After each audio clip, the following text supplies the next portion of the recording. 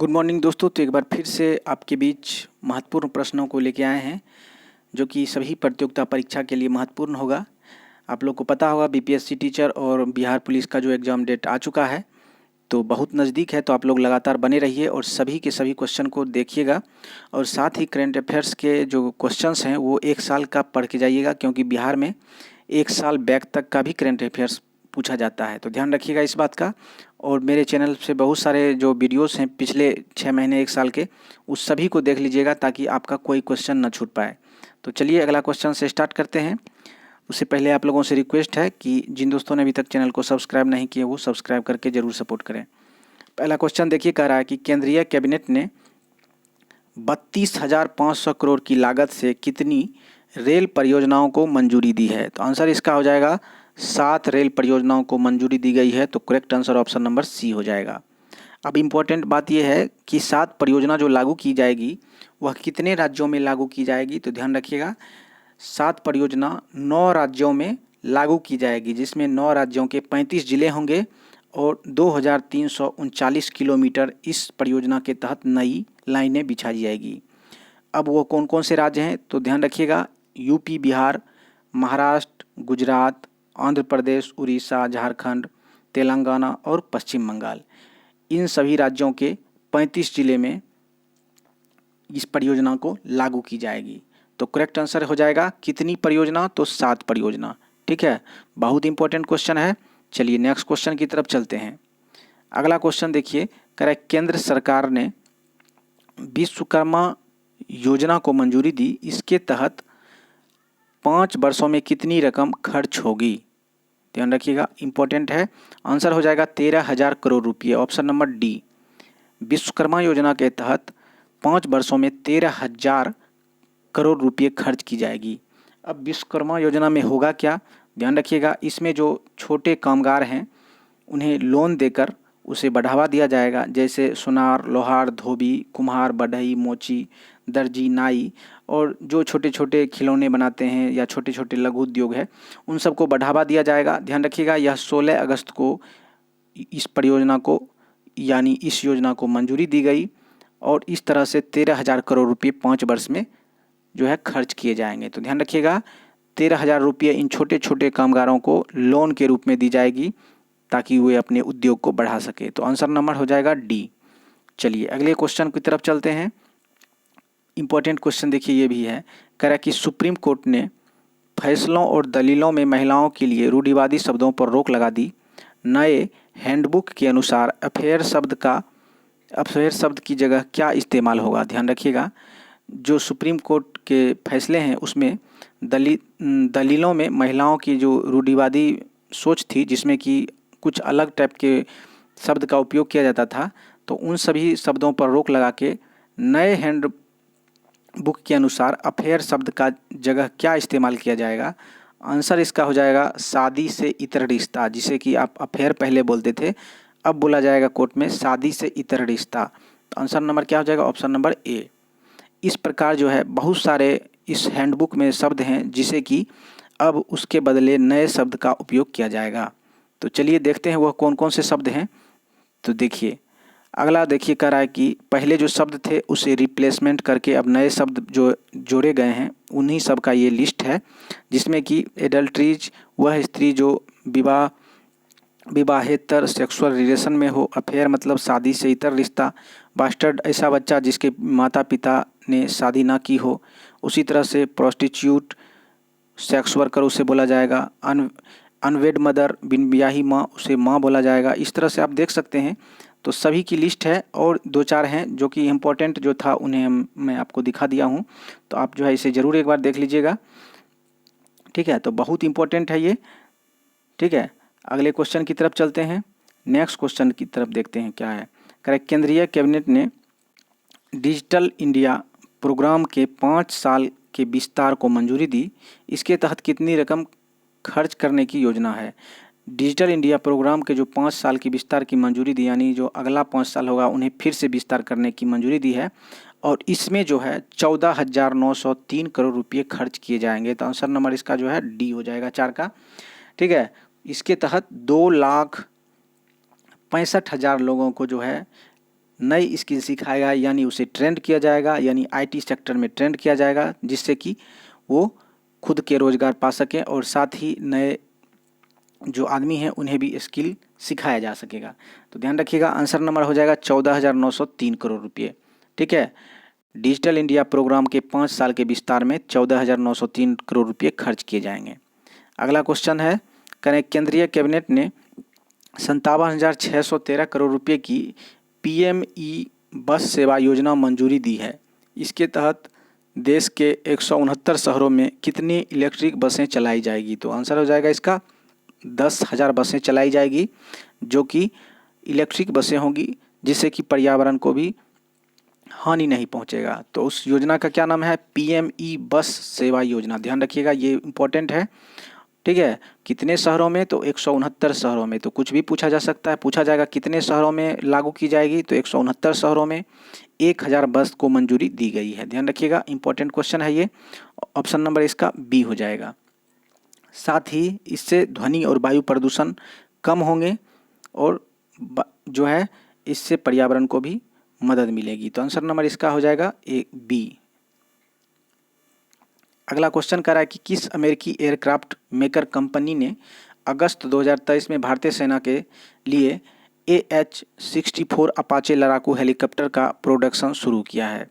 ध्यान रखिएगा, AH-64 Apache helicopter का जो प्रोडक्शन शुरू किया है बोइंग कंपनी किया है, जो कि अमेरिकी की बोइंग कंपनी है और ये प्लेन बनाती है और साथ ही लड़ाकू हेलीकॉप्टर का भी प्रोडक्शन शुरू कर दिया है, जो कि भारत के लिए बना रही है। ध्यान रखिएगा, 2020 में जो है भारत के लिए 22 जो है अपाचे हेलीकॉप्टर दिए थे भारत को, और इसी को देखते हुए भारत ने और 6 अतिरिक्त जो है अपाचे हेलीकॉप्टर की मांग की, और इसी तरह से नए प्रोडक्शन जो है बोइंग बना रही है, जो कि 6 अपाचे जो लड़ाकू हेलीकॉप्टर है वो 2024 तक मिलने की संभावना है।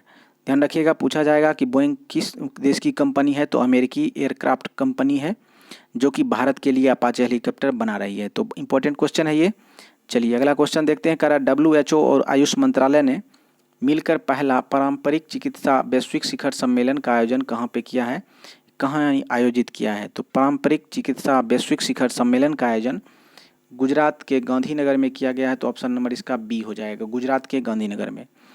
ठीक है, गुजरात के गांधीनगर में 17 और 18 अगस्त को इसका आयोजन किया गया, जिसमें कि WHO के महानिदेशक डॉक्टर टेड्रोस अधनोम घेब्रेयेसस, जो कि इनके डायरेक्टर हैं यानी महानिदेशक हैं, उन्होंने ही उद्घाटन किया। तो ध्यान रखिएगा, कहाँ पे किया? तो गुजरात के गांधीनगर में। भारत के स्वास्थ्य मंत्री भी उस समय उपस्थित थे। भारत के स्वास्थ्य मंत्री कौन है? तो मनसुख मंडाविया। तो ध्यान रखिएगा, साथ ही जो चिकित्सा के क्षेत्र में बड़ी उपलब्धि हासिल किए हैं वे सभी भी यहाँ पे उपस्थित थे। तो आंसर नंबर इसका हो जाएगा गुजरात के गांधीनगर, ऑप्शन नंबर बी हो गया। अगला क्वेश्चन देखते हैं। कह रहा है कि किस पुरुष खिलाड़ी को जुलाई 23 का ICC player of the month award मिला है? तो जो क्रिकेट देखते होंगे उन्हें पता होगा। आंसर क्या हो जाएगा? क्रिस वोक्स, जो कि जुलाई 2023 का player of the month award मिला है, ऑप्शन नंबर ए हो गया। क्रिस वोक्स जो हैं वो इंग्लैंड के खिलाड़ी हैं। ध्यान रखिएगा, कहाँ के हैं? तो इंग्लैंड के। चलिए अब महिला खिलाड़ी की बात देखते हैं। कह रहा है कि किस महिला खिलाड़ी को जुलाई 2023 का ICC player of the month award जो मिला है वह कौन सी महिला खिलाड़ी हैं? आंसर क्या हो जाएगा? Ashleigh Gardner, option number C. ध्यान रखिएगा, एशले गार्डनर जो है यह ऑस्ट्रेलिया की खिलाड़ी हैं। ठीक है, तो ऑप्शन नंबर क्या हो जाएगा? सी हो जाएगा। ध्यान रखिएगा, ICC की स्थापना कब हुई थी? तो 15 जून 1909 ईस्वी में। इसका मुख्यालय कहाँ है? तो दुबई में है। ध्यान रखिएगा, ICC का मुख्यालय कहाँ है? तो दुबई में। नेक्स्ट क्वेश्चन की तरफ चलते हैं। कह रहा है कि 15 अगस्त 2023 को नागरिकों ने कौन सा स्वतंत्रता दिवस मनाया है?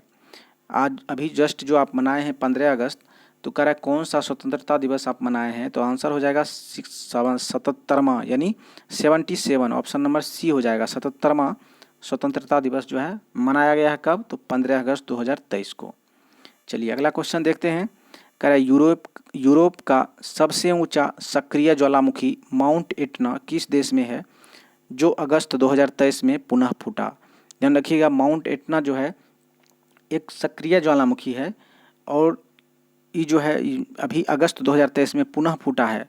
ध्यान रखिएगा, यह विश्व की सबसे सक्रिय ज्वालामुखी है और कहाँ पे है, तो ये इटली में है। तो ऑप्शन नंबर इसका ए हो जाएगा। ठीक है, चलिए अगला क्वेश्चन की तरफ चलते हैं। कह रहा है किस राज्य के मुख्यमंत्री ने अबुआ आवास योजना की घोषणा की। ध्यान रखिएगा, अबुआ आवास योजना जो है यह झारखंड सरकार के द्वारा किया गया, तो आंसर नंबर इसका डी हो जाएगा। ठीक है, बहुत इंपॉर्टेंट है। अबुआ आवास योजना किस राज्य में शुरू की गई है यानी घोषणा की गई है, तो झारखंड में। झारखंड के मुख्यमंत्री कौन है, तो हेमंत सोरेन। नेक्स्ट क्वेश्चन की तरफ है, कह रहा है reality show big boss OTT season 2 का विजेता कौन है। तो बिग बॉस OTT सीजन 2 के जो विजेता हैं Elvish Yadav, option number C हो जाएगा। एल्विस यादव जो है वो एक यूट्यूबर थे और उन्होंने बिग बॉस के घर में रह के लगभग 40 दिन वहाँ रहे और रहने के बाद उन्होंने शो को जीता और जीत पे इन्हें 25 लाख रुपये दिए गए और साथ ही ट्रॉफी भी दी गई। तो ध्यान रखिएगा, बिग बॉस सीजन 2 के विजेता कौन है, एल्विस यादव। उन्हें जीत में कितने पैसे मिली, तो 25 लाख रुपये और ट्रॉफी भी मिली। तो आंसर नंबर क्या हो जाएगा, Elvish Yadav, option number C. Next question कह रहा है कि आसान इंटरनेशनल के संस्थापक का नाम बताया गया 15 अगस्त 2023 को निधन हो गया, या इसे कह सकते हैं कि सुलभ इंटरनेशनल के संस्थापक का नाम बताएं जिसका निधन जो है 15 अगस्त 2023 को हो गया। तो आंसर हो जाएगा बिंदेश्वर पाठक, ऑप्शन नंबर बी। बिंदेश्वर पाठक जो है सुलभ इंटरनेशनल के संस्थापक थे। इन्होंने बहुत सारे शौचालय का भी निर्माण करवाया। ठीक है, और ये बिहार के ही थे। तो ध्यान रखिएगा, बहुत इंपॉर्टेंट क्वेश्चन है। ठीक है, और ये इन्होंने 80 वर्ष की उम्र में अपना शरीर को त्याग दिया। तो कब इनका निधन हुआ, 15 अगस्त 2023 को, बिंदेश्वर पाठक। चलिए नेक्स्ट क्वेश्चन देखते हैं। कह रहा है कि एशियाई चैंपियंस ट्रॉफी 2023 हॉकी का जो है किस देश ने जीता। एशियाई चैंपियंस ट्रॉफी 2023 जो है किस देश ने जीता, तो आंसर हो जाएगा Bharat, option number C. Bharat ने जीता है। ठीक है, और भारत ने जीता तो किसे हरा के जीता है, तो ध्यान रखिएगा, एशियाई चैंपियंस ट्रॉफी 2023 जो है मलेशिया को हराकर भारत ने फाइनल में जीत लिया है। भारत जो है इस तरह से चौथी बार यह खिताब जीत लिया है और फाइनल मैच जो है 12 अगस्त 2023 को हुआ था। ध्यान रखिएगा कि भारतीय हॉकी टीम के जो कप्तान हैं वो कौन है, तो हरमनप्रीत सिंह। ठीक है, और चलिए अगला क्वेश्चन देखते हैं। नेक्स्ट क्वेश्चन कह रहा है कि विदेश मंत्रालय ने भारतीयों को जल्दी से जल्दी किस देश को छोड़ देने की एडवाइजरी जारी की है। तो आंसर हो जाएगा नाइजर।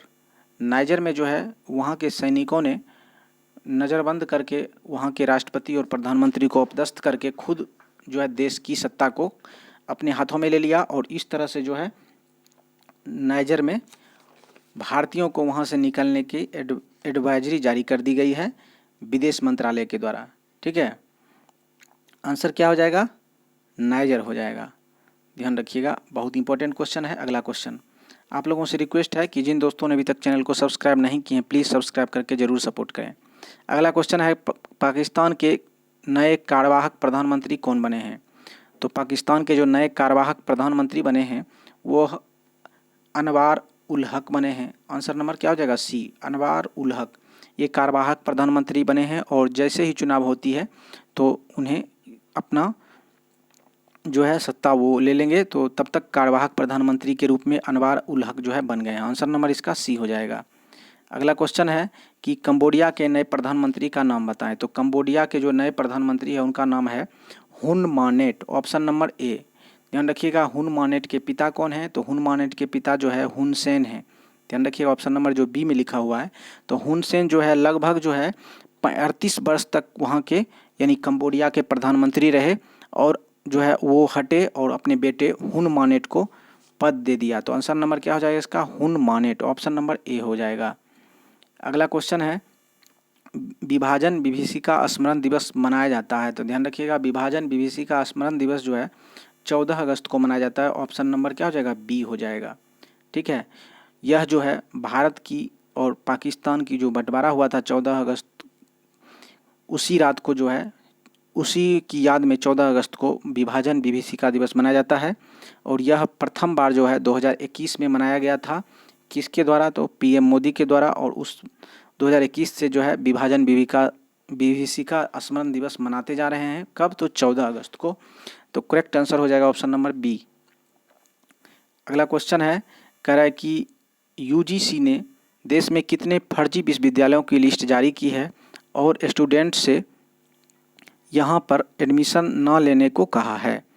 तो यूजीसी के द्वारा देश में इतने सारे विश्वविद्यालय फर्जी चल रहे हैं, उन्हें कहा गया है कि यहाँ एडमिशन ना लेने को कहा। आंसर नंबर हो जाएगा इसका बी। 20 विश्वविद्यालय हैं पूरे देश में जो कि फर्जी लिस्ट बताई गई है, जिसमें कि दिल्ली में 8 विश्वविद्यालय, यूपी में 4, आंध्र प्रदेश में 2, वेस्ट बंगाल में 2, कर्नाटक 1 और केरल में भी 1, महाराष्ट्र में 1 और पांडुचेरी में भी 1।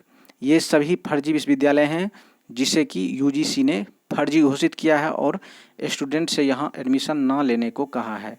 तो ध्यान रखिएगा, आंसर नंबर इसका हो जाएगा बी, 20 विश्वविद्यालय।